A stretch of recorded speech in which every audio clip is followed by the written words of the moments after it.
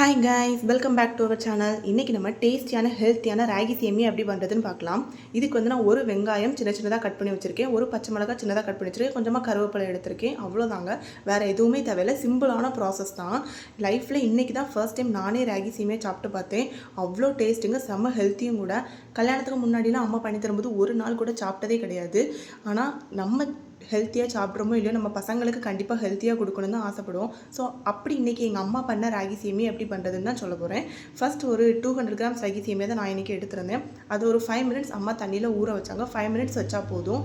அதுக்கப்புறம் நம்ம ஒரு அடுப்பில் இட்லி பாத்திரம் வச்சு அடியில் கொஞ்சமாக தண்ணி பாயில் ஆனதும் ஒரு தட்டில் எல்லா சைடும் நல்லா ஆயில் தடவிட்டு இந்த ஊற வச்சிருந்த ராகி சேமியா கொஞ்சம் கொஞ்சமாக ஸ்ப்ளிட் பண்ணி அம்மா வச்சு ஒரு 5-6 மினிட்ஸ் தாங்க குக் ஆகணும். அது 5-6 மினிட்ஸ்லேயே குக் ஆயிரும்.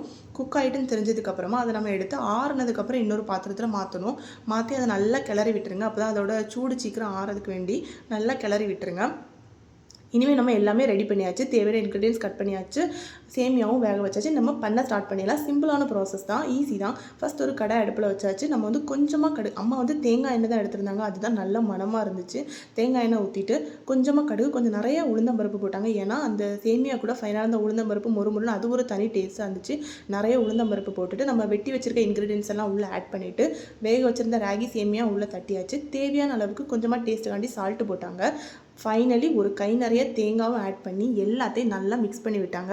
இப்படி ஒரு 2-3 நிமிஷம் நல்லா மிக்ஸ் பண்ணி விட்டுருங்க. அவ்வளோதாங்க, டேஸ்டியான ஹெல்த்தியான ராகி சேமியா ரெடி.